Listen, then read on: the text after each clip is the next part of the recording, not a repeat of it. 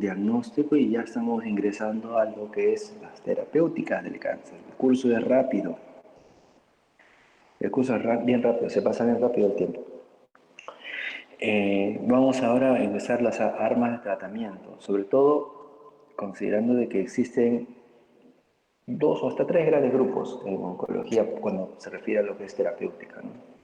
Tumores localizados, que no han salido de su órgano de origen y están de alguna forma confinados todavía.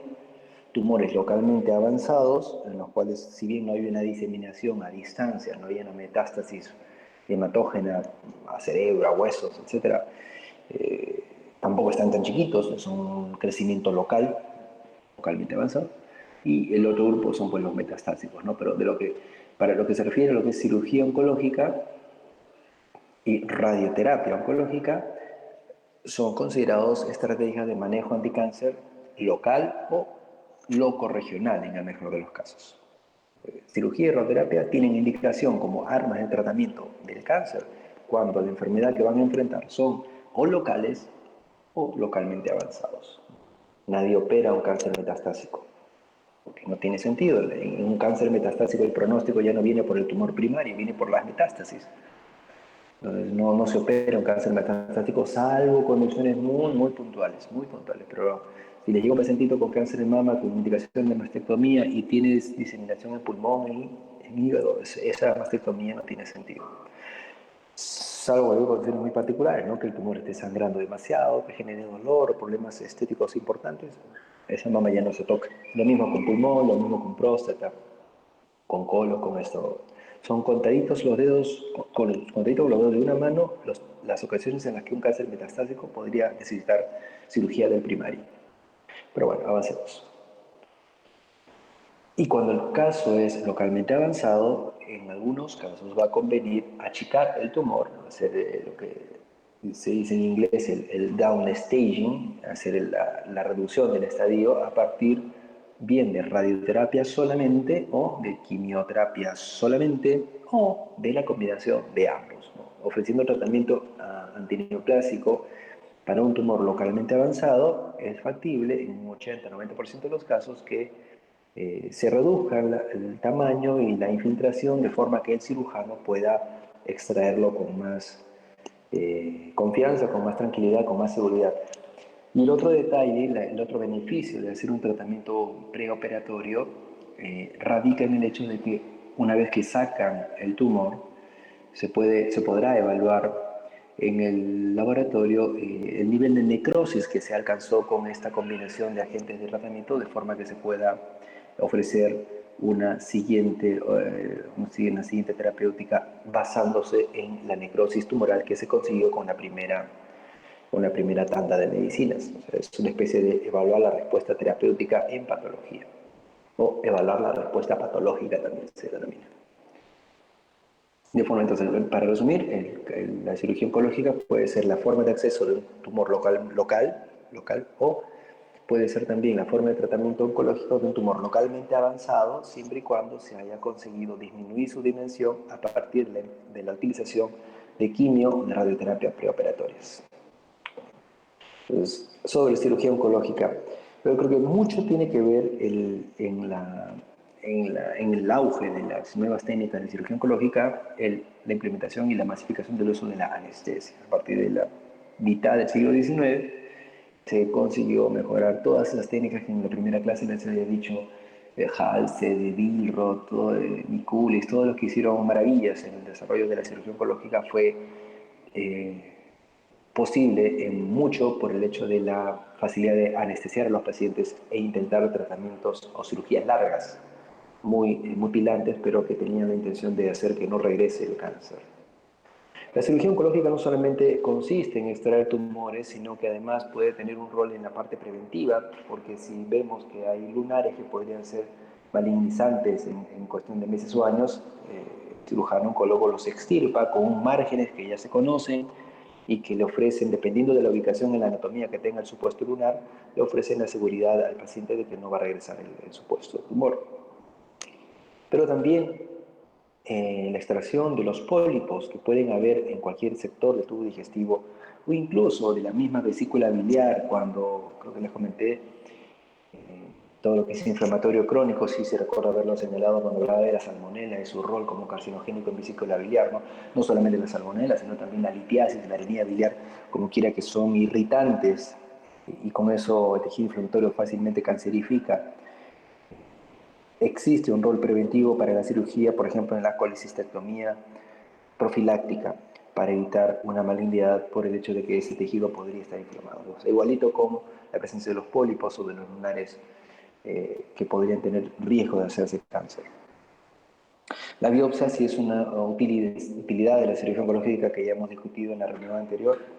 Bajo cualquiera de sus modalidades debe ser realizada con los protocolos de seguridad, porque si bien es cierto, se va a sacar gran información que va a ayudar al manejo del paciente, cuando una biopsia no se hace adecuadamente podría facilitar diseminaciones, por lo menos en el territorio local, de los tumores malignos, ¿no? Así que no hay que tomarlo a la ligera. En el aspecto diagnóstico, obviamente, se necesita la participación del cirujano oncólogo para establecer, a partir de una buena muestra y también de una adecuada preservación de la misma, transporte del tejido biopsiado, establecer el diagnóstico por inmunistoquímica, por citometría de flujo o por cualquier otra de las modalidades diagnósticas en patología que existen, pero se requiere un detalle, un cuidadoso de la preservación de la muestra. Uno puede tener estas llamadas tipos de biopsia, ya sea incisional, que consiste básicamente en una incisión, como su nombre lo indica, de la zona tumoral para llevar al microscopio, o puede ser considerada también una biopsia excisional, que consistirá en la excisión total del tumor y de un margen de seguridad que, como le digo, va a variar dependiendo del órgano que uno piense, pero va a variar ese margen de seguridad cuando lo que se está sacando es sospechoso de ser canceroso. Hay dos tipos de biopsia. También la cirugía nos permite estadificar el cáncer. Ya habíamos dicho que normalmente uno estadifica tumores utilizando las tomografías con contraste para saber dónde ha habido focos de metástasis. Pero también a partir de la cirugía oncológica, sobre todo cuando hablamos de neoplasia del tubo ginecológico, del sistema ginecológico de las damas, la estratificación mejor de un cáncer de ovario, de un cáncer de trompa, un cáncer de estas estructuras genitales femeninas, es a partir de la laparoscopía con tomas de muestra de los lugares de receso donde suelen ir o depositarse por esta vasación celómica las células del cáncer de ovario, por ejemplo. Uno puede encontrar positividad en los recesos, en los fondos de saco, luego de hacer estas biopsias múltiples que utiliza o que hace el ginecólogo-oncólogo, evaluando en la cavidad peritoneal y pélvica de una mujer con un tumor en ovario y obtener resultados que no se ven ni en la tomografía ni en la resonancia porque son todavía de dimensiones bastante pequeñas, ¿no? La cirugía también permite estadificar pacientes con cáncer. El rol curativo de la cirugía oncológica es de repente el más fácilmente asociable por el hecho de que son los cirujanos oncólogos quienes terminan con el tumor sólido retirándolo del organismo y haciendo la salvedad de que siempre hay la necesidad de una limpieza ganglionar de las zonas donde vayan a drenar los tumores, ¿no? Se evalúa lo que quizás conozcan o hayan escuchado, el ganglio centinela, ¿no? Que es la primera estación ganglionar que suele transportar las células cancerosas dependiendo del órgano del cual uno esté hablando, pero cada órgano tiene su ganglio centinela. El cirujano oncólogo, al momento de ingresar a sala de operaciones para lo que se refiere al estadiaje, puede pedir la participación de los radiólogos para que con unas tinciones especiales ubiquen la zona de drenaje linfático del tumor, se tiña luego y se pueda ver en una cámara de una película como si fuese una gamografía y detectar la zona de drenaje de ese tumor en particular. Luego de tener esa información, el cirujano va y saca los ganglios que han salido teñidos, porque si esto sale positivo, se justifica extender toda la limpieza ganglionar al área infectada o al área infiltrada por cáncer, ¿no? Más bien, si el ganglio centinela sale negativo, ya no hay la necesidad de sacar ningún ganglio, sino que se deja ahí, porque si la primera estación de ganglios no ha sido afectada por un supuesto tumor, entonces el resto también está indemne. Ese es el raciocinio y la importancia de que para la cirugía del cáncer es el cirujano oncólogo el que tiene que participar. Hago énfasis en esto porque en mi paso por hospitales generales, una vez que he sido oncólogo, hemos tenido oportunidad de encontrar operaciones oncológicas hechas por cirujanos no oncólogos. Toda vez que no hay muchos cirujanos oncólogos, pues se ha tenido que hacer de esa manera. Cirujanos generales entrando a sacar cáncer de páncreas, o cáncer de hígado, o cáncer de estómago, porque no había otra persona. En el mundo ideal no debería ser así, ¿no? Zapateros sus zapatos, porque la cirugía oncológica amerita toda una preparación especial. Es toda una serie de protocolos que se manejan por seguridad del paciente, para poder también tener una conclusión fidedigna de lo que vas a informar respecto al estadio de una persona o a su posibilidad de curación. Entonces, un ejemplo de cirugías radicales, con cuando la finalidad de la participación del cirujano oncólogo tiene visos de curación. Un melanoma que podría medir un par de centímetros, sin embargo, tiene todo un margen de piel necesario de retirar, así como los ganglios de drenaje de esa zona del cuerpo tienen que ser extraídos por la alta posibilidad de hacer compromisos de diseminación a ganglios linfáticos. Por eso es importante siempre que cirujanos, clínicos, radioterapeutas conozcamos la historia natural de los tumores para poder hacer un buen tratamiento. Un carcinoma de esófago también, es esófago, pero se saca todo, pueden verlo. Cirugías de reducción o rescate, hablamos en este sentido cuando, por ejemplo, tenemos una neoplasia ginecológica nuevamente, que puede no ser de inicio tratada con cirugías amplias, reductoras, sino que quede tumor, ¿no? De repente hay casos en los cuales la ginecología oncológica encuentra tumores ováricos que por su tamaño no pueden ser resecados porque pueden ser o pueden estar muy comprometiendo muy cercanamente a grandes vasos o estructuras neurológicas. Entonces el cirujano se limita a sacar una biopsia, cierra el abdomen y luego pasa la pelota al terreno de oncología clínica. Allí se le debe ofrecer tratamientos con quimioterápicos, antiangiogénicos que hacen que el tumor reduzca, ¿no? Que podrían hacer que el tumor reduzca para que en un segundo momento, a manera de rescate, por eso el término de rescate, ingrese ahora sí el cirujano y con el tumor más pequeño termine por retirarlo del organismo, ¿no? Esa es una cirugía de rescate. Y la cirugía de reducción se refiere al hecho de que cuando por el tamaño y la característica anatómica del tumor en cuestión no es posible sacar todo, entonces se opta por tratar de sacar lo máximo posible. También lo vemos esto en tumores del sistema nervioso central, ¿no? En tejido cerebral, uno no puedes tener como un melanoma maligno, ¿no? Sacarle 3, 4 centímetros de margen porque te quedas sin cerebro. Acá el detalle, en cirugía del sistema nervioso central, en cirugía ginecológica que tiene gran extensión, tratar de sacar lo máximo posible para no comprometer la funcionalidad de estructuras sanas. El cerebro, por ejemplo, es un buen ejemplo, ¿no? Casi siempre en tumores cerebrales, oligodendrogliomas, etcétera, el cirujano hace una extracción amplia de lo que encuentra enfermo, pero tiene que dejar la enfermedad porque tú no sabes si lo que está quedando vaya a ser importante para que el paciente hable o para que el paciente camine. Se hace una cirugía de lo máximo posible, se reduce la cantidad de tumor y luego se pasa a medicina o a radioterapia para que ofrezcamos algún tratamiento posterior con fines de terminar de tratar lo que no ha podido salirse. Esa es una cirugía de reducción. Como emergencia, ¿cómo participan nuestros colegas de cirugía oncológica? Pues porque hasta un quinto de los pacientes con cáncer de colon pueden debutar con obstrucción intestinal. Y estos pacientes llegan a la emergencia.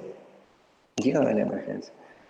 Y a veces no hay cirujano oncólogo de guardia. Entonces, es importante detectar estos casos porque pueden saberse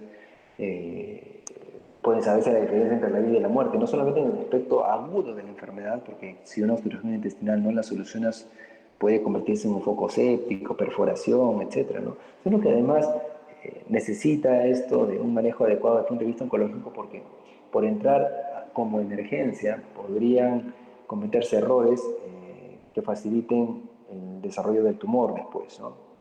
Y así que bueno, es un punto importante, un punto álgido en la cirugía oncológica de emergencia, cuando esta, por ejemplo, se refiere al hecho de una obstrucción intestinal por cáncer de colon. Hay hartas posibilidades, esos pacientes se consideran pacientes de alto riesgo para metástasis. pero bueno, igual se requiere bajo ciertas condiciones cirugía de emergencia. Doctor, una consulta. Sí, sí, digamos. Doctor, bueno, sobre el tema anterior de la cirugía primaria, se dijo ¿no? que hay que tener claro un área de resección, pero bueno, me acuerdo cuando hemos tenido el primer curso en contacto con neoplastia y todo eso, una cosa que se planteaba al inicio también era que las células viajan, ¿no? Por la metástasis y todo, nosotros sabemos de eso. En el momento de la cirugía, por ejemplo, se podía, nosotros pensamos en algo más séptico, ¿no? Se podría hacer con que se implante una célula cancerígena a otra parte justamente mecánicamente en el momento de la cirugía, o si eso ¿cuál es el porcentaje de células que deben quedarse para que realmente pueda seguir haciendo una neoplasia o se pueda crecer, ¿no? O sea, ¿cuál es la probabilidad en cantidad de células que eso pueda seguir creciendo? Esa pregunta nos lleva a rescatar la importancia de que la cirugía oncológica sea hecha por el especialista y no necesariamente por un cirujano general, a no ser que sea una emergencia. Porque es el oncólogo, el cirujano oncólogo, el que conoce la ruta biológica de un tumor y cuáles serían las formas de diseminación. No disemina igual un cáncer de cervix que un cáncer de ovario, ¿no? A pesar de que son tumores oncológicos igual, no diseminan para nada de una forma similar. No disemina igual un carcinoma difuso de estómago que un carcinoma intestinal, un tipo intestinal de estómago. Lo mismo con mama, carcinoma lobulillar de mama, conductal de mama. Son conductas biológicas diferentes que el cirujano oncólogo conoce y que en función a ellos tiene su protocolo de seguridad. En el supuesto que se haga incisión o se extravase una célula y que esto pueda significar el temor de que una diseminación metastásica sea producto de del propio acto médico. Si bien es cierto, como posibilidad teórica existe, en ese sentido nos va a tranquilizar lo que decíamos en las reuniones previas cuando hablamos de la forma biológica de cómo un tumor necesita prepararse para poder colonizar. ¿Recuerdan cuando hablamos respecto a esas capacidades que adquieren las células cancerosas para, en primer lugar, desprenderse de una forma normal de vida? Si hablamos, por ejemplo, de un tumor de pulmón, ¿no? De pulmón, digamos, por ejemplo, un tejido epitelial que está acostumbrado a vivir en el alveolo con una membrana basal, con un sustrato en la parte inferior a la membrana basal. O sea, está acostumbrado, una célula pulmonar está habituada a una presión de oxígeno determinada, a una condición de vascularidad determinada. Para poder hacer metástasis y tener éxito en la diseminación, necesita prepararse, no de un día para otro. Estamos hablando de preparaciones metabólicas que se dan en meses o años para generar una alteración en el funcionamiento genético que le predisponga, por ejemplo, a estar en esa zona de transición epitelio-mesénquima que le da a la célula epitelial la posibilidad de salirse de su hábitat normal, perforar membrana, buscar por diapedesis el vaso sanguíneo, ingresar al vaso sanguíneo, luego tiene que encontrar formas fenotípicas de subsistencia dentro del torrente de la sangre, para luego estar en el torrente de la sangre, volver a apagar sus genes que le permitieron nadar en la circulación para buscar otra vez expresión genética de los mediadores que le van a hacer posible anclarse en determinado tejido, hacer nuevamente esa diapedesis para salir del vaso, buscar un nicho, instalarse. O sea, no es un proceso fácil biológicamente hablando. Por eso no es tan sencillo como, bueno, se rompió una célula cancerosa y ya fijo que se siembra, ¿no? Hay una posibilidad, sí, porque de repente dentro del tumor que uno estuvo incidiendo ya había antes células preparadas, toda la batería lista para hacer metástasis, y justo llegó la mano del cirujano y facilitó las cosas. Pero no es lo más común. Justamente la participación de cirugía oncológica en interrumpir la historia natural de la enfermedad del cáncer para la mayoría de tumores sólidos ratifica el hecho de que este riesgo de diseminación metastásica a partir de una cirugía es mínimo. Si no, no veríamos que la única chance de posibilidad de curación en cáncer es, para tumor sólido me refiero, es la cirugía, ¿no? Esto esto es así y, bueno, como le digo también, mientras más experta sea la mano del cirujano que va a incidir a un paciente, pues los riesgos incluso son mucho menores. ¿Sí? Gracias, doctor. Ujú. Muy bien, chicos. Entonces, eso fue respecto a la cirugía curativa, pero hablando sobre cirugía paliativa, también nuestros colegas de cirugía oncológica nos ayudan, por ejemplo, en lo que se refiere a la monitorización o a la mejora en la calidad de vida a partir, por ejemplo, de la instalación de estos dispositivos subcutáneos permanentes o catéteres subcutáneos permanentes que permiten, a manera de un catéter venoso central, las infusiones, ya sea de quimio, como transfusiones, como antibióticos, sueros o cualquier otra cosa que el paciente oncológico y sobre todo los pacientes que están en etapa avanzada necesitan, toda vez que consideremos que el paciente oncológico es una persona que está muchos años, o meses o años en el consultorio y a veces ya sus venas periféricas no nos ayudan y más sufre el pobre enfermo para que le canalicen o para que le tomen la muestra del control, ¿no? Entonces, el cirujano oncólogo nos ayuda instalando estos dispositivos que permiten no solamente tomar la muestra, sino también pasar en nutrición parenteral, antibióticos o cualquier cosa. Y luego la cirugía correctiva, como aquellos que han tenido la mala suerte de tener una fractura patológica por diseminación metastásica de huesos, ¿no? Y entra el cirujano oncólogo y corrige el problema. Últimamente está más en boga y se tiene más estudios con respecto a que bajo ciertas condiciones las cirugías conservadoras, no solamente de la mama, sino también de los miembros para los niños con que tienen osteosarcoma, permite no diferenciar mucho la calidad de vida de una persona que tiene cáncer respecto a alguien que no lo tiene, ¿no? Es importante desde el punto de vista estético, psicológico, funcional, que tratemos de preservar la glándula mamaria, ¿no? O sea, que se saque en la medida posible el tumor, pero que se quede la mama, o lo mismo con las piernas de una persona que tiene osteosarcoma, por ejemplo. Entonces, sí, existen avances en lo que se refiere a la conservación de miembros, pero no solamente por el hecho de que técnicamente la cirugía ahora es más fina, sino que además y sobre todo por el hecho de que las otras maneras de tratamiento del cáncer, llámese quimio o radioterapia, permiten reemplazar la necesidad de ser agresivo con una cirugía. Entonces, yo puedo tener una mastectomía conservadora o una tumorectomía preservando la glándula mamaria, siempre y cuando luego de la operación reciba radioterapia a las dosis que ya se sabe que, digamos, hacen la equivalencia que si se hubiera sacado toda la mama.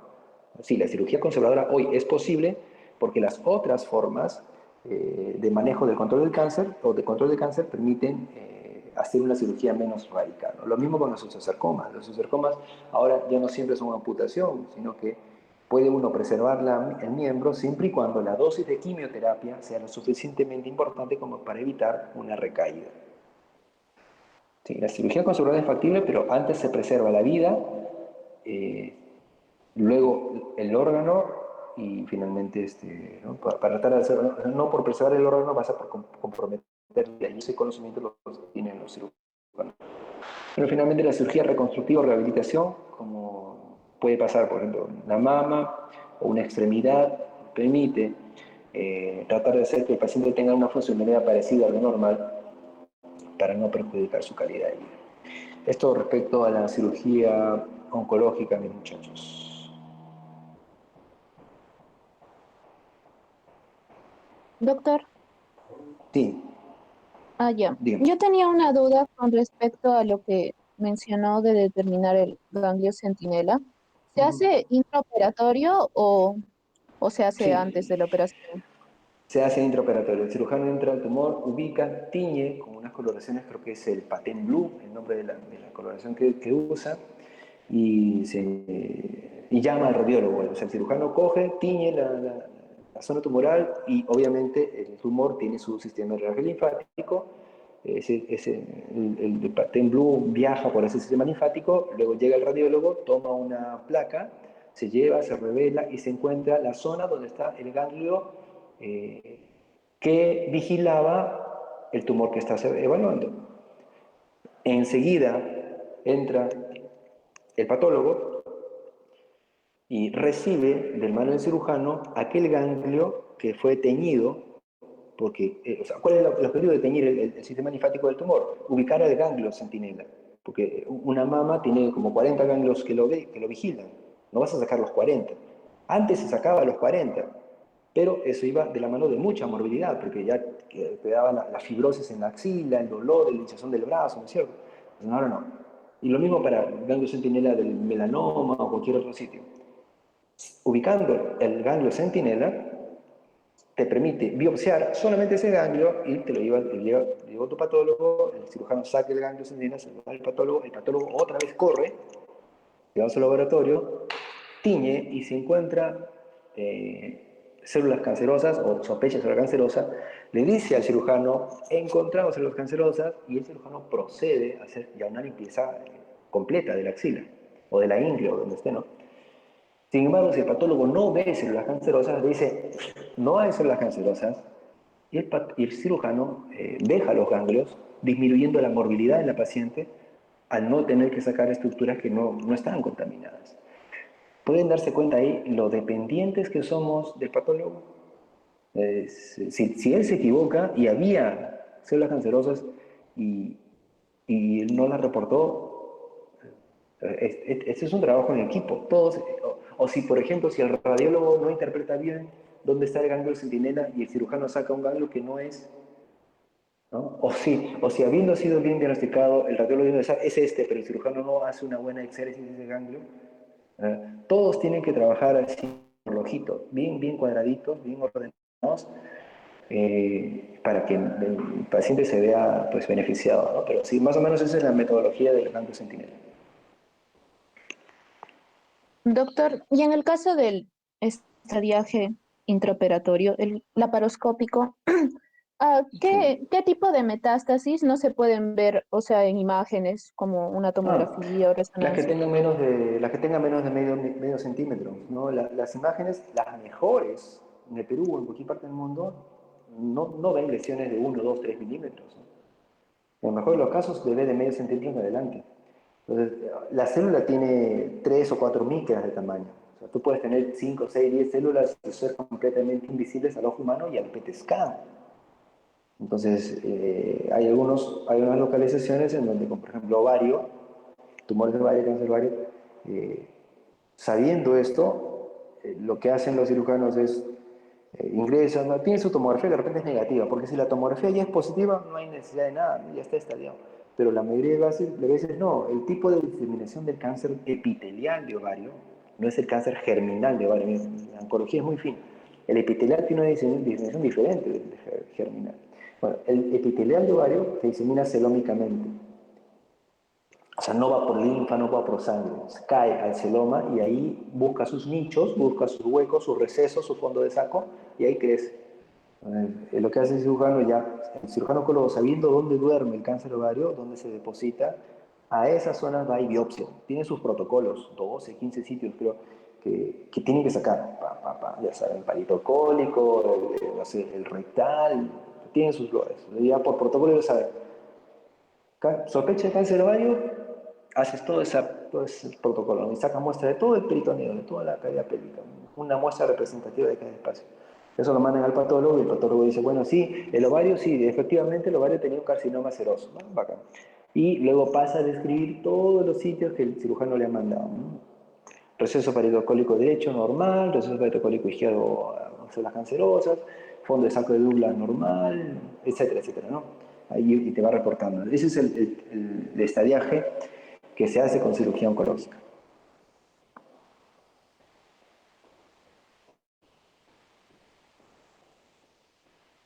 Doctor, intraoperatoriamente, o sea, en la misma cirugía, ¿se puede, o sea, utilizar quimioterapia o radioterapia? Y Sí, si es así, ¿en qué tipo de neoplasias? sí. El tipo de neoplasias, por ejemplo, para lo que es quimioterapia intraoperatoria, mira, no es una forma muy común de hacer, no hay mucha experiencia, sobre todo en Perú, no hay muchos centros que hagan quimioterapia intraoperatoria. Pero ni siquiera es como primera línea, ¿no? Aunque a veces para cáncer de ovario justamente se puede plantear, perdón, se puede plantear quimioterapia Salud. intraoperatoria como primera línea.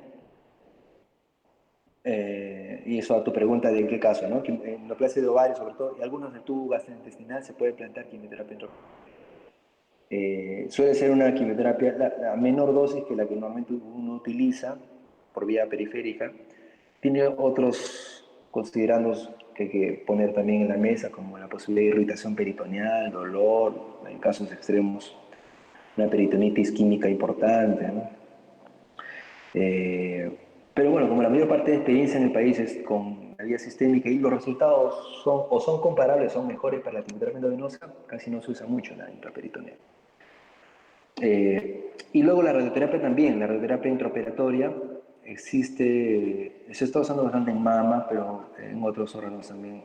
La radioterapia intraoperatoria permite, por ejemplo, que una paciente que hubiera tenido que pasar 5 semanas yendo a radiación diaria para tratar de hacer que no haya remanentes tumorales en el lecho operatorio, pues simplemente con un par de aplicaciones de radioterapia intraoperatoria se acabó y sale de la cirugía y cosa en todo y ya no necesitas más radiación.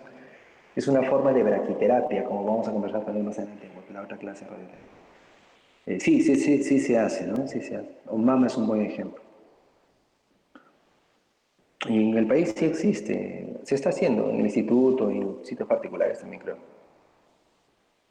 Y tengo una última duda con respecto a la cirugía paliativa, si tiene algún cambio en la mortalidad. Eh, El pronóstico de la enfermedad metastásica en onco no te lo da el tumor primario. O sea, si tú tienes un cáncer de estómago y ya, bueno, si yo tengo un cáncer de estómago y ha hecho metástasis a hígado, suprarrenal, pulmón, mi vida tiene corto plazo, no por el tumor en el estómago, sino por la ubicación de la metástasis. Porque ya para llegar a donde están, se supone que hay células cancerosas en sangre periférica que eventualmente van a diseminar tiempo de por medio a muchos otros sitios, ¿no? O sea, hacer la exéresis del estómago no tiene ningún sentido, biológicamente hablando, médicamente hablando, ¿no? Se puede sacar, pero lo único que vamos a conseguir con eso es retrasar, porque el paciente que tiene una gastrectomía no va a poder tener ninguna forma de tratamiento sistémico por lo menos 3 a 4 semanas, y en esas 3 o 4 semanas pueden desarrollarse más metástasis. El paciente que tiene un tumor avanzado hay que mandarlo pronto a manejo sistémico, sea quimio, sea inmunoterapia, cualquier cosa, ¿no? Para tratar de ya de detener. Y solo si es que después de alguna cantidad de tratamientos sistémicos, por ejemplo, se confinase la enfermedad a un solo lugar, allí podría tener sentido sacar con cirugía oncológica el estómago o el supuesto remanente tumoral que pueda haber, ¿no?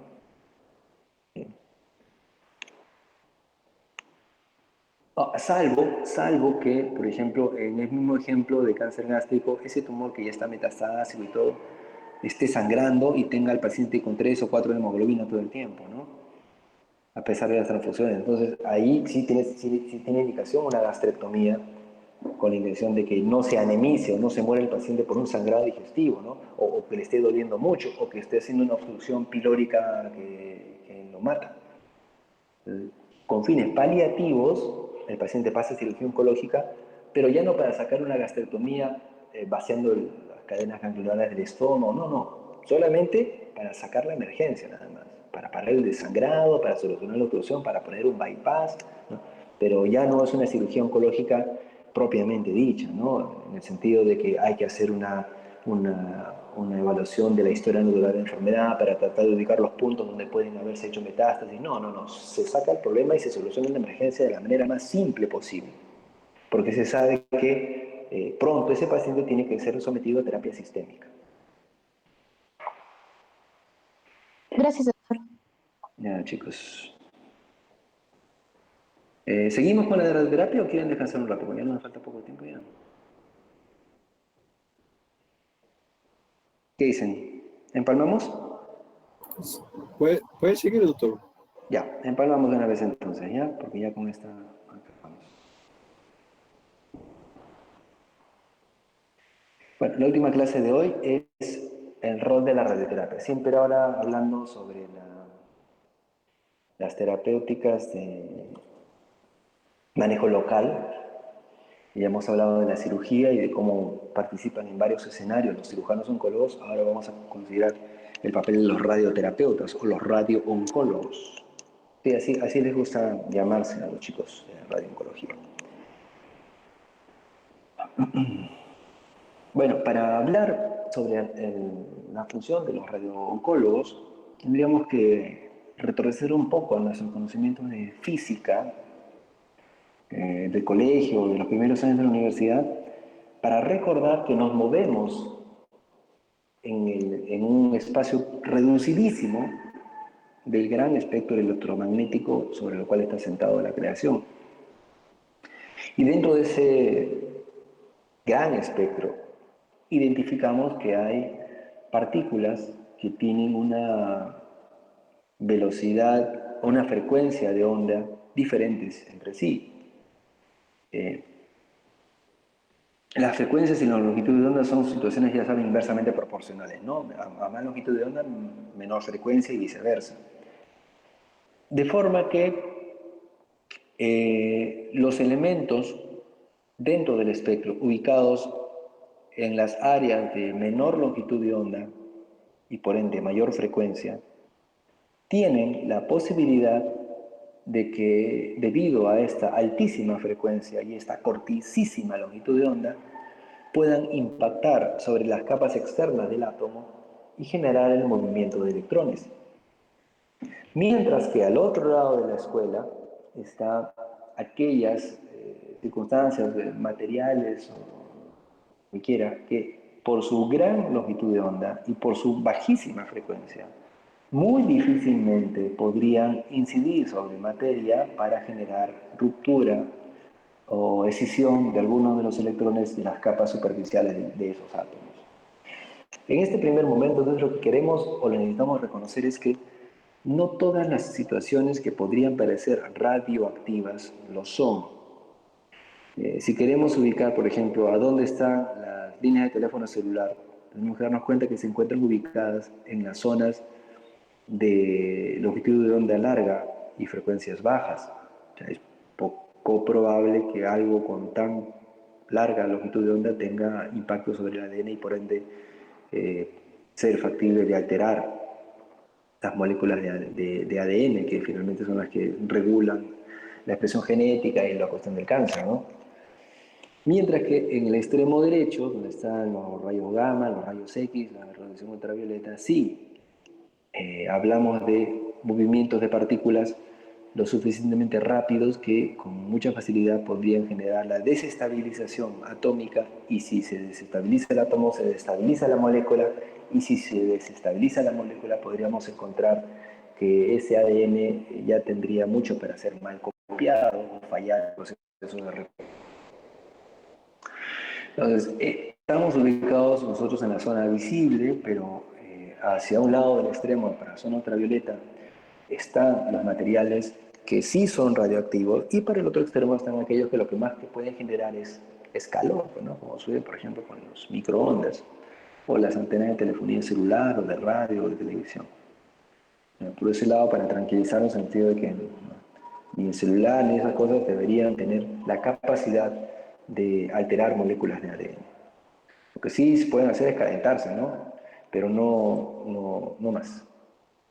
Bueno, entonces, habiendo reconocido esto, ya podemos decir que hacia qué sector está la radiación. Bueno, radiación es todo, ¿no? Radiación es todo. Pero aquella radiación que sería capaz de alterar estructuras atómicas y por ende de alterar estructuras moleculares, están solamente a un lado del espectro.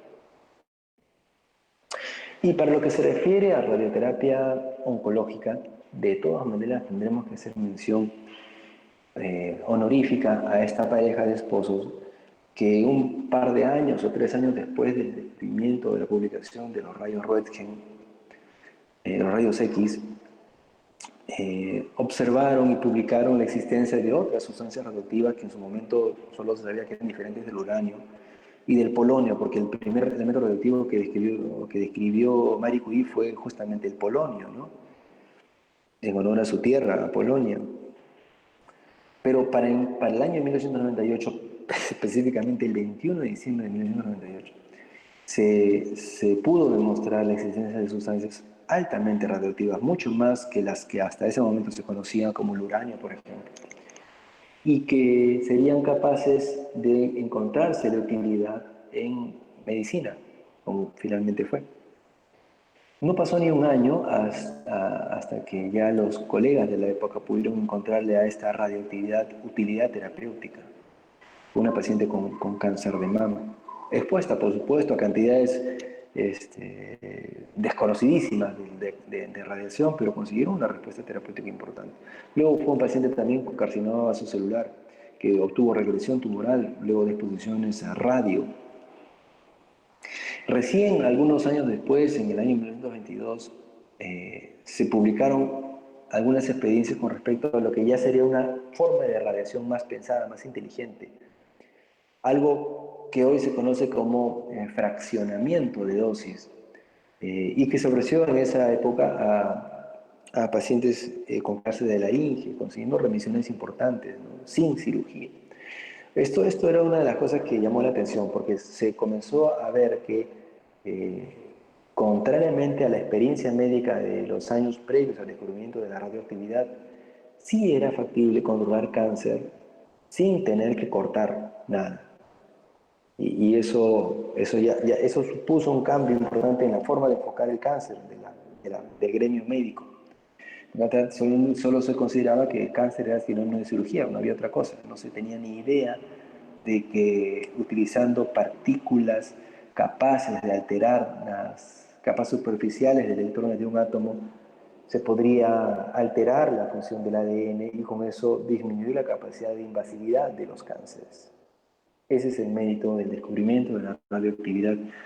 Por eso se rescata a Becquerel, por eso se rescata a Pierre y Marie Curie. Dicho sea de paso, eran amigazos. Uno tenía su laboratorio casi al frente del otro, ¿no? Fíjense, sí. La ciencia y la amistad pueden hacer una maravilla. Yo les decía hace un rato, por ejemplo, que para el efecto del manejo del ganglio centinela necesitas confiar en tu radiólogo, necesitas saber que tu patólogo es competente, necesitas tener una buena mano quirúrgica para el manejo. Necesita la ciencia ir ligada de la confianza en la amistad para poder crecer más rápido. Así pasó en esa época. Becquerel era amigo de la pareja de esposos y compartía con ellos la información que iba obteniendo, ¿no? Ahora hay tanta tendencia a ser exclusivos, ¿no? Que yo busco mi parcela y no lo comparto con nadie. Si quieres saber qué cosa he descubierto, págame primero una patente. Esa es una forma tan egoísta que va muy distante de lo que debería ser el ejercicio médico en realidad, ¿no? Bueno, nosotros disfrutamos de la radioactividad, de la radioterapia y tantas cosas que hoy se dan gracias a la generosa entrega de conocimientos que tuvieron nuestros colegas hace poco más de 100 años, nada más. Avancemos. Entonces, hoy se conoce que existen varias formas de extraer radiación. Pero ya no solamente Pierre y Marie Curie, Becquerel y toda la gente de esa época, claro, descubría que había sustancias capaces de naturalmente emanar partículas radioactivas, así de forma separada, porque son activas. Yo tengo una pregunta, ¿por qué se llama radioactividad y no, por ejemplo, varioactividad o polonioactividad? ¿No? Radioactividad porque está en función de que era el radio, el elemento radio del 88, el que primero se conoció, porque si no hubiese sido así, hubiéramos llamado la radioterapia como varioterapia o beridioterapia, ¿no? Pero es radioactividad o es radioterapia por el radio.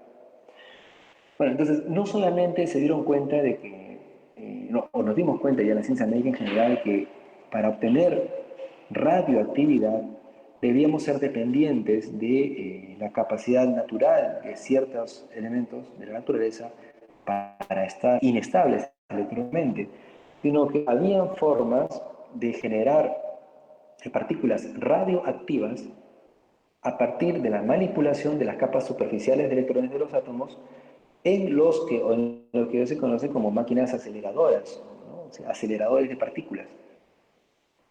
Con estos aceleradores de partículas ya no dependíamos de la forma o de la fisión natural de sustancias radioactivas, sino que podríamos diseñar dosis, dependiendo de lo que yo necesitase, para poder dar tratamiento más inteligente a ciertos cánceres, ¿no? Porque hasta antes de la creación de los aceleradores lineales, por la década de los 50, 60 del siglo pasado, la única forma de hacer radioterapia era coger tu pastillita de cesio, de irilio, de radio.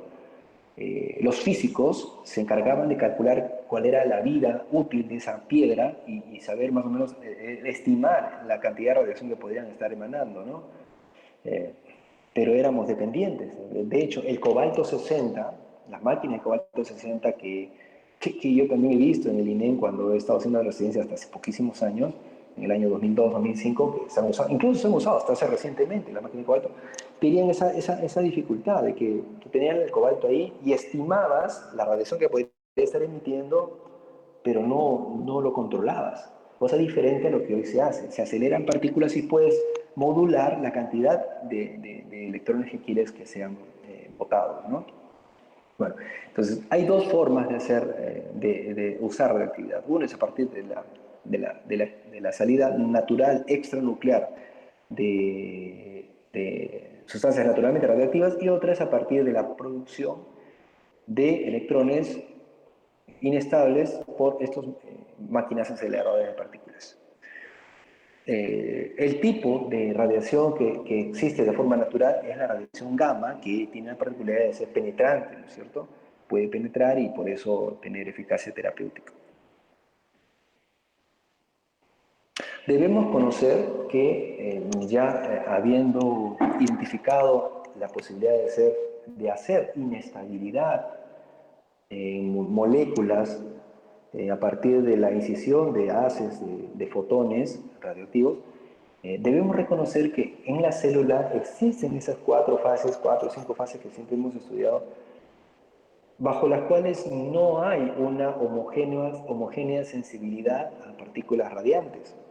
Por ejemplo, podemos distinguir tres instantes en el ciclo celular. La etapa más radiosensible se ubicaría en el ciclo celular en la parte final del GAP2 o del G2 y durante la fase mitótica. Es decir, si tú tienes un grupo de células con alta proporción en fase G2 o M, es mucho más fácil que observes una respuesta terapéutica a la radiación que vas a instalar. Luego viene una fase intermedia de sensibilidad que se da al final de G1 y al inicio de la etapa S. La chance de hacer respuesta terapéutica a la radiación es posible, pero no es lo fuerte que es en G2M. Pero también hay un momento en el cual, por la propia actividad metabólica de la célula, es bien raro encontrar respuesta. Y estamos hablando de la fase intermedia a tardía de la etapa S y del inicio de la G2. O sea, distingamos que hay tres momentos en el ciclo celular que son diferentes con respecto a su capacidad de respuesta, porque la actividad metabólica de la célula es distinta en cada instante. Entonces, considerando que la radioactividad tiene impacto en la medida que altere procesos metabólicos activos, mientras menos activo sea el proceso, menos chances de respuesta. Es como con la quimio, ¿no? La quimio también va a ser más efectiva cuando un grupo de células tumorales esté más activo. Si está dormido, la quimio no va a servir para nada. Igual pasa con esto.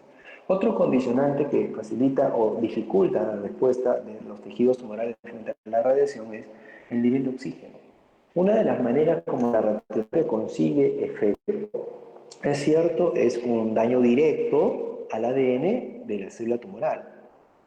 Otra forma de hacer el efecto en la terapia de radiación es a partir de el incomodar a la célula tumoral. Es como en el fútbol, ¿no? Tú puedes marcar, como defensor, tú puedes evitar que el delantero contrario llegue a tu arco pisándolo, mandándole un codazo, o sea, directamente, haciendo un daño directo al jugador. Y la otra es incomodándolo, ¿no? Poniéndole en el cuerpo, no sé, hablándole. Ya saben cómo es esto. Eh, Igual pasa con la radiación. Una forma es el daño directo, genotóxico, sobre el ADN, y la otra es incomodándolo, evitándolo que pase. ¿Cómo lo hace esto la radioterapia? A partir de la generación de radicales libres de oxígeno. Y para que la radiación pueda generar los suficientes radicales libres de oxígeno capaces de incomodar el avance del jugador canceroso, mientras más oxígeno, pues mejor, ¿no? Mientras más vocabulario, más floro te va a salir, ¿no? Para incomodar, me refiero al jugador. Y esto viene a destacar la importancia del nivel de hemoglobina de un paciente que va a recibir radioterapia. Si un paciente tiene 4 o 5 de hemoglobina, difícilmente podremos ofrecer una gran capacidad de recarga de nivel de oxígeno porque no le va a llegar oxígeno a ese tumor. Y una de las formas como tiene efecto la radiación es a partir de la producción de RLO. El paciente que va a ser sometido a radiación necesita tener un nivel de hemoglobina importante para poder ofrecer RLO en cantidades adecuadas, ¿no?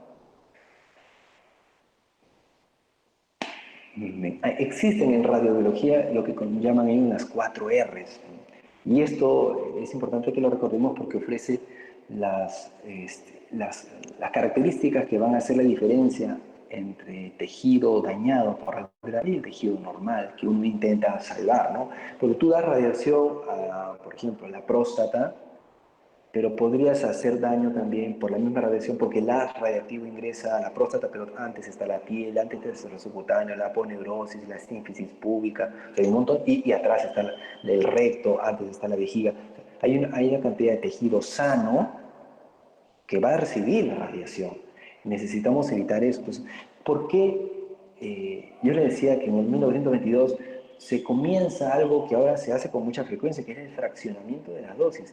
¿Por qué se hace este fraccionamiento de la dosis? Porque a partir del fraccionamiento de las dosis, es decir, no vas a dar 50 grays de radiación hoy, sino que vas a ir dando 2.5, 2.5, 2.5 a lo largo de 25 sesiones, vas a llegar igual a la dosis tope, pero lo necesitas dar de forma fraccionada porque en ese fraccionamiento vas a permitir que las células normales, que también van a tener el efecto radioactivo, puedan reparar su maquinaria dañada. O sea, esas células que normalmente que las células que no son cancerosas van a tener un daño también por la radiación. Pero a diferencia de la célula cancerosa, la célula normal tiene un mecanismo de corrección de ADNs y le va a permitir reparar las estructuras que fueran radiológicamente dañadas siempre y cuando le demos la chance de hacerlo. Por eso necesitamos fraccionar las dosis. Otro punto es... Doutor, Sí, sí, perdão, dígame. na consulta, tem a possibilidade de que a própria radiação, por el hecho de que está também não actuando em mi ADN de las células normales, puede que isso me genere un cáncer en un otro órgano que esté Sí, sano? sí, sí, exacto. Sí, los procesos de reparación celular que son normales para la célula sana pueden fallar también. Y eso, de hecho, lo vamos a ver al final de las láminas de ahora, cuando te mencionen los efectos secundarios. Dentro de los riesgos que hay para recibir radioterapia está la inducción de cáncer por la radiación en tejido sano. Sí, es un riesgo que no lo podemos negar. Para que se presente en el 1% o 2%, bueno, eso es una cosa que tranquiliza y que permite que uno igual siga recomendando radioterapia, ¿no? Que sí, es cierto, se va a dar, o se puede dar, no siempre, se puede dar, pero es la minoría, pues antes has salvado a mucha gente. Además que hoy en día, como lo vamos a ver también más adelante, las formas de ofrecer radiación han mejorado al punto que casi ya no se incide sobre tejido sano. Era mucho más común antes, cuando teníamos lo que decía el cobalto 60. Tú ponías al paciente ahí echadito, y la pastillita de cobalto en el gantry ese, y esperabas, ¿no? Y calculabas un poquito el tiempo, pero y si había un error, y si la degradación del cobalto no había sido la que tú calculaste, y si le ofreciste el doble de la dosis que debió haber recibido, era más difícil controlar. Ahora no, ahora con estos aceleradores de partículas tú determinas cuánto le vas a dar, cuánto tiempo. No hay el riesgo de, uy, se habrá desgastado la partícula radioactiva. No, no, que no hay partícula radioactiva, tú generas la radiación. Pero sí es cierto, puedes inducir cáncer por radiación, pero hay formas como tratar de bajar el riesgo también, ¿no? El otro punto es Gracias. sí, no se preocupe. La reoxigenación tisular que también se favorece dando pulsos de radioterapia. Pues si uno da de frente todo el batallón de radiación, matas a todo el mundo y no, eso no es la idea. La redistribución en el ciclo celular. Recuerden que que hay fases que son fuertemente sensibles y hay otras que son fuertemente inaccesibles para la radiación. Entonces, la célula sana normalmente está quiescente, no está tranquila y ve que llega la radiación y bueno, pues un poco que le choca, pero como tiene cómo limpiarse, se limpia y luego sigue ahí, pues no, la célula sana estaba tranquila metabólicamente hablando. Pero su vecina en el costado, la célula cancerosa que estaba alocada, produciendo, ¿no? Generando más maquinaria celular, haciendo mitosis, Esa sí está por su actividad metabólica alta, está que entra y sale de la fase S, G1, M, G2, S, etcétera, está así en este plan. Esa redistribución en el ciclo celular la expone con más facilidad a los momentos de sensibilidad radiológica. Eso es otra razón para justificar el fraccionamiento de la dosis de radiación. Y finalmente la repoblación celular, ¿no? Es más fácil, producto de la maquinaria sana de la célula que está funcional y bien, que haya un proceso de repoblación, a diferencia de las células cancerosas que ya tienen unas mutaciones que, claro, hace que prolifere, pero no de una manera ordenada, ¿no? Por eso, de todas maneras, la reserva funciona luego de haber repasado que, claro, hay algunos riesgos asociados, pero riesgo-beneficio es mayor que beneficio. Este es un listado de sensibilidad de tipos celulares en el cuerpo, porque no es lo mismo irradiar un hueso que la médula ósea. Son dos tejidos que por ahí son cercanos, pero que son biológicamente diferentes. Por ejemplo, tienes un osteosarcoma, ¿qué chance hay de que le demos radioterapia con fines de que responda? Bajísimo, porque el tejido óseo es lento. Y sin embargo, tienes un linfoma, un problema de una leucemia, responden rápido porque su actividad metabólica era alta. No todos los tejidos son irradiables, no todos los tejidos responden igual. Algunos conceptos de radiobiología, concepto, por ejemplo, dosis absorbida, es la energía que capta una masa al ser atravesada por una radiación. La unidad de medida es Joule por kilo, o en términos comunes, Gray, ¿no? Por ahí van a escuchar, sí, ¿cuánto dosis la vamos a poner? Bueno, 2 centigrays por dosis, ¿no? Por 25 sesiones son como 50 grays. Gray es la unidad típica de medida, la unidad de Joule por kilo. Antes era el rad, la unidad de dosis absorbida. Hoy más se usa el Gray y la equivalencia Gray con rad es un Gray 100 rads, ¿no? O un rad 0,01 Grays, o un centigray, un miligray, o sea, un centigray, que son 10 miligrays, ¿no? Esas son las unidades más o menos que se utilizan en radioterapia. Ahora, ¿cómo se puede dar la radiación? Típicamente, eso es lo que uno está siempre pensando, ¿no? Te echas en la camilla, hay una máquina que da vueltas alrededor tuyo, esa es la teleterapia, la radioterapia de distancia. Pero antes está la braquiterapia, la terapia de cercanía, braqui es cercano, y puede ser superficial, intersticial, endocavitaria. Este superficial está mal acá, esto no debería estar acá porque ya está acá, así que esto de acá lo voy a sacar. Es radioterapia superficial, intersticial, endocavitaria. Estas utilizan fuentes radioactivas, la vamos a describir más adelante, y como ya habíamos dicho también, caray, bueno, hay esos tipos de radioactividad, ¿no? Gamma, que es la radiación radioactividad natural, rayos X a partir de los aceleradores, electrones que también se pueden generar, protones también se pueden generar, pero ya son máquinas más complejas que casi no se usan acá. Esta es la teleterapia, la típica posición del paciente en la camilla, ¿no? Y el gantry que está sobre, mandando la radiación. Las técnicas actuales de conjugar la radiación con los estudios por imágenes tridimensionales permiten ser más precisos a la hora de ofrecer radiación a órganos internos. El proceso de la radiación, de todas maneras, involucra la parte inicial que consiste en la llamada simulación.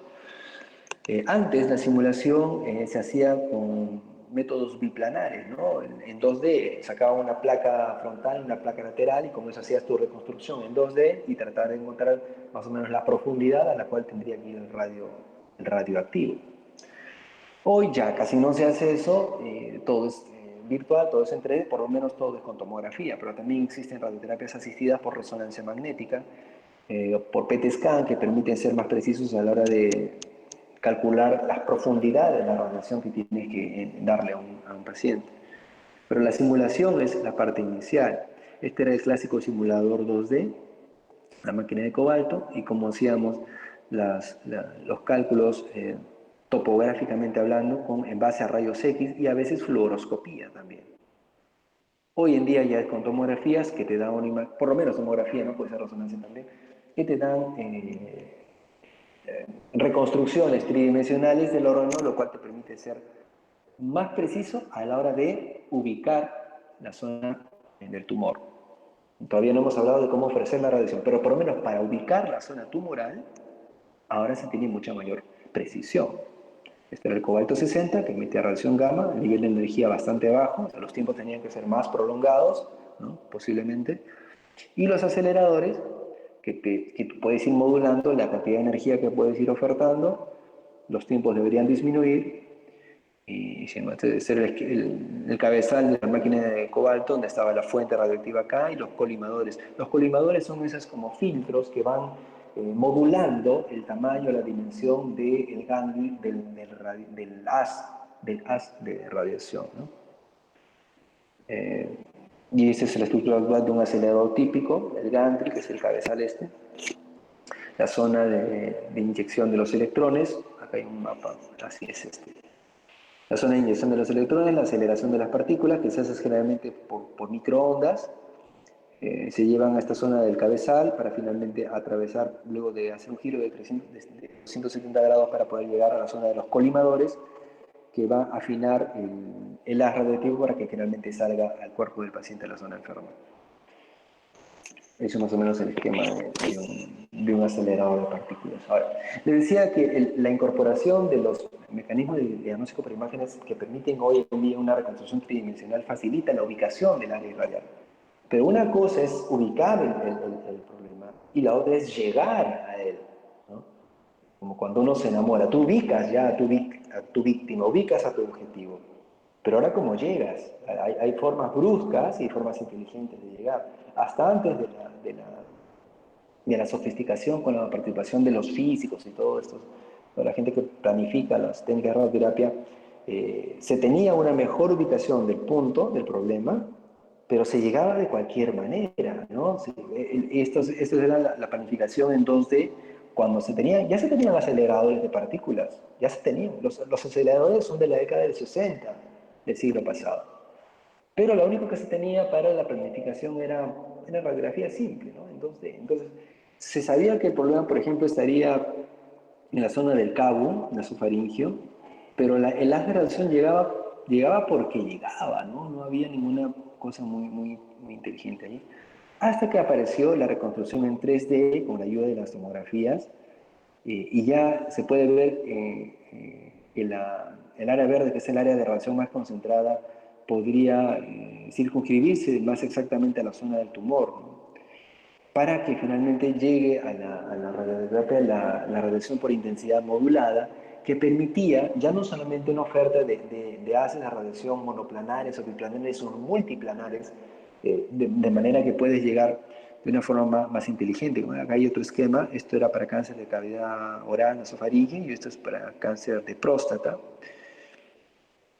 En 3D ya la cosa era mejor comparado con la 2D, pero incluso se ha podido geolocalizar de una mejor manera a partir del uso de la radioterapia de intensidad modulada, para llegar a su punto de repente más importante a nivel de estas 3 o 4 formas de radiación, con el uso de la volumetría modulada en la terapia por arcos, ¿no? La arcoterapia de intensidad modulada nos permite incluso marcar, o mejor, ofrecer el haz radioactivo con mucha mayor precisión. La zona en roja es la zona que tiene de repente el 80-90% de radioactividad, y de ahí vamos descendiendo un 10-15% en la medida que nos alejamos de la zona roja, para que se pueda respetar los tejidos sanos, o se le va a ofrecer una radiación que no es letal, que le permite a su tejido sano, como habíamos dicho en las primeras láminas, regenerarse, repararse, reoxigenarse, para poder no ser accedidos por efectos cancerígenos, por ejemplo. Esa es una de las formas más precisas y rápidas también, porque esta arcoterapia de modulación volumétrica, o BMAT, ha disminuido de la tercera, cuarta hasta quinta parte el tiempo que un paciente con radiación tiene que estar expuesto a los mismos, ¿no? De repente, para IMRT el paciente va a estar 20-30 minutos, para radioterapia por BMAT podrían ser 3 o 5 minutos máximo. Y esto además de que hay un campo más preciso de radiación.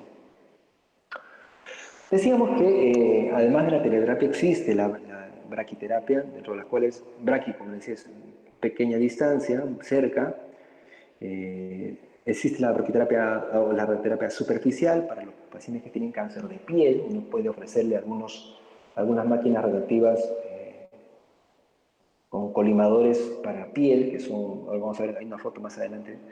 Y también existe la radioterapia, braquiterapia intersticial y endocavitaria, que consiste, por ejemplo, intersticial en, como su nombre indica, depositar partículas radioactivas en el parénquima del tumor, la próstata o la mama, por ejemplo, ¿no? Y la endocavitaria se refiere al hecho de colocar partículas radiactivas en una cavidad, por ejemplo, en la cavidad vaginal, para cáncer del cuello del útero. Esta es la foto del equipo de radioterapia superficial. Esto se deposita sobre, este es el haz radioactivo, acá se encuentra dentro la partícula radioactiva y bueno, el haz parte y acá debería estar sentado el paciente, ¿no? Para un cáncer de piel, por ejemplo. Generan rayos X para tanto lesiones superficiales y profundas o semiprofundas. Recuerden, los rayos X, se recuerdan las láminas primeras, no profundizan como si lo hacen los rayos gamma. Entonces, si los rayos X no profundizan, son ideales para cáncer de piel. ¿Esto qué es? Esto es la intersticial y endocavitaria, ¿no? Le decía, por ejemplo, el depósito en este caso del paciente con cáncer de próstata, se inyectan estas partículas radiactivas dentro del parénquima prostático del paciente y el paciente se queda con esas partículas ahí, ¿no? No es que luego tengan que ir sacándose una por una, ¿no? Ya se queda con eso se vuelve material inerte que queda ahí. Y esto es la forma de insertar braquiterapia en cáncer de cuello del útero. Pueden ver acá las partículas depositadas en el lumen de la cavidad vaginal para atacar un cáncer uterino.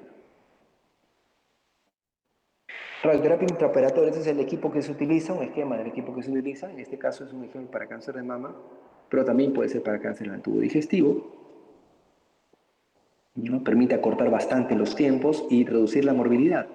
Reducir la morbilidad porque ya no hay problema con la teleterapia o la radioterapia convencional que utiliza una máquina externa que hace llegar una radiación hacia tu cuerpo, es que en el camino puede incidir sobre estructuras sanas. En el caso de la intraoperatoria, tú le estás poniendo la partícula radioactiva en el lecho tumoral y esperas que ese umbral de radiación no deseada sobre el tejido sano sea el mínimo posible. Ahora, debemos también señalar que ya existe forma de hacer radioterapia sistémica. Yo les había comenzado diciendo que sí, la radioterapia así como la cirugía es un manejo local, pero bien, acá esta es la excepción que confirma la regla. Existe forma de hacer radioterapia sistémica porque se liga una partícula radioactiva a un anticuerpo monoclonal o alguna sustancia que sea capturada por determinado órgano. Por ejemplo, en tiroides, ¿no? Ligar Tecnesia 99 al yodo que permite, y la tiroides normalmente capta yodo, eso permitiría que si tú pones tu tecnesio sobre una partícula yodada y la tiroides capta esa partícula yodada, va a también captar al tecnesio. Y eso, si es que tu célula tiroidea es cancerosa, va a terminar matándola, ¿no? Como lo del caballo de Troya, ¿no? Se meten los soldaditos en el caballo y a la hora que llegan a su objetivo, salen. Y en este caso, salen es el efecto radioactivo sobre la célula tumoral. Y la otra manera es que también existe para el manejo de cierto tipo de linfomas radioactividad que se une a un anticuerpo anti-CD20 que puede llegar a nacer la linfocitaria B y matarlo. La radioterapia nos puede servir para hacer neoadyuvancia, es decir, para hacer disminución de los tamaños tumorales y poder hacer que una neoplasia sea operable. El término concurrente se refiere al hecho de que podemos asociar radiación con quimioterapia para mejorar la exposición celular en fases que le sean más radiosensibles. Se puede usar radioterapia adyuvante, es decir, posterior a la cirugía, y radioterapia paliativa. Cuando de repente, igual como la cirugía paliativa, el paciente con cáncer avanzado, bueno, tiene sentido sacarle el estómago porque está sangrando mucho. Igual, radioterapia paliativa se puede dar, por ejemplo, sin fines curativos, pero para aliviar calidad de vida a un hueso metastásico que le está doliendo mucho o que se puede fracturar. Una metástasis por cáncer de próstata a hueso de la cadera hace que el paciente, además de tener cáncer, tenga riesgo de fractura de cadera, que es terrible, ¿no? Entonces, das radioterapia paliativamente a la cadera para que disminuya la resorción del hueso por el cáncer, se consolida ese hueso, se vuelve a osificar, disminuye el dolor, disminuye su riesgo de fractura y el paciente vive mejor, ¿no? Esa es la idea de radioterapia paliativa. Efectos secundarios, un par de palabras. Hay efectos como los que se mencionan acá en el mediano largo plazo, descamación de la piel, diarrea, mucositis, fibrosis, porque el tejido irradiado podría ser fibrosado después, puede haber daño vascular. Esta es una la foto de una piel con radiodermitis. Son eventos generalmente reversibles.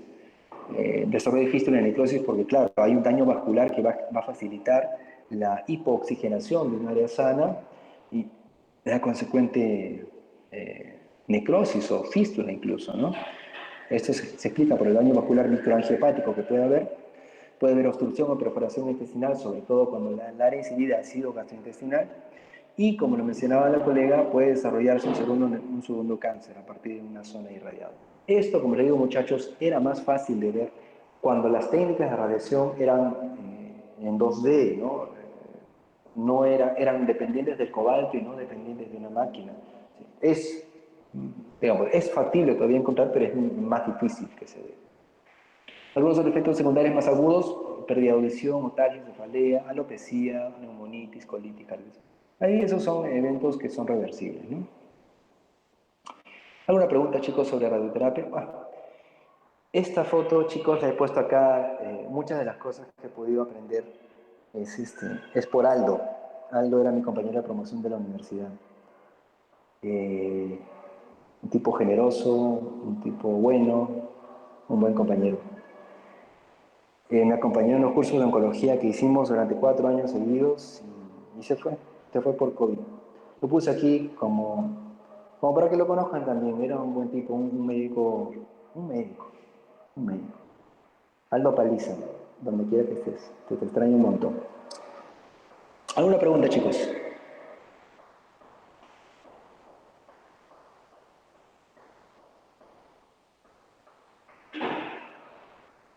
Doctor, Sí. sigue Diana, por favor, sí.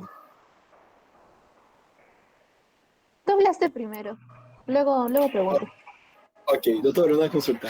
En comparación a las quimioterapias, ¿cuán efectivo es la radioterapia? ¿Hay casos específicos o todavía hay una clase solamente para eso? ¿Cómo se puede comparar? Entonces, ¿tengo que hacer una radio o tengo que hacer una quimio? Ya. ¿Cuándo elegir radioterapia y cuándo no? Bueno, que sí, recuerdan la tabla que les puse de tejidos que son más radiosensibles. Una guía es esa, ¿no? Aunque bajo determinadas circunstancias, a veces puedes concluir que un tejido, por lo menos teóricamente, no es radiosensible, pero ves que metabólicamente en un paciente es un tejido que es rápido, que prolifera. Entonces, aunque su estirpe celular esté catalogada como poco radiosensible, pero ves que metabólicamente sí tiene chances de responder, tú le das. ¿Ya? Nos sirve de Ok, algo la guía, pero no hay, como digo, siempre en medicina es eso, ¿no? La conducta de tu paciente es individual, es particular. Y ahí entra el juicio médico, gracias. Ujú. Doctor, Sí, una pregunta. sí, Usted sí. mencionó algo sobre el nivel de la hemoglobina, o sea, que tiene Sí. que tener. ¿Cuál sería el nivel de corte? O sea, para Mientras más que... alto, mejor. Por protocolo, más de 10, ¿no? Pero si puedes tener la posibilidad de tenerlo en 11, en 12, en 13, llévalo a 12, a 13, ¿no? Ahora, también, mira, yo recuerdo un paciente, una guardia en la emergencia, que llegamos a una paciente con 1 de hemoglobina. Era una leucemia, si no me equivoco, ¿no? O sea, y no vas a esperar llevarla a 10 para ofrecer una terapia. Tienes que comenzar. Hay emergencias en las que te hace salir del rango. Para la academia puede ser 10 el rango, ¿no? El umbral. Pero mientras más oxígeno tenga, mientras más sangre tenga, mejor. Gracias, doctor. Okay. Otra preguntita, chicos. ¿Todo bien? ¿Todo claro? Bueno, parece que sí, doctor. Ya, chicos. Entonces, estoy viendo el chat ahorita. Ya, muchachos. Entonces, gracias por la atención también. Y ya les comparto las clases en las próximas horas o más tardar mañana. Y también espero, si lo consideran, me compartan sus seminarios. Y si es posible, chicos, su bibliografía. Sobre todos estamos en ruta de seguir aprendiendo y a mí también, si me permiten, me gustaría repasar sus artículos porque me han parecido interesantes y siempre, cada año uno puede mejorar la clase en función de lo que se va viendo, pues, ¿no? Ok, doctor, muchas gracias. Muchas Ok. gracias, Buen doctor. chao, chicos. Gracias, doctor. Buen sábado. Dios los bendiga. Gracias, doctor. Adiós. Ya. Gracias, doctor. Gracias.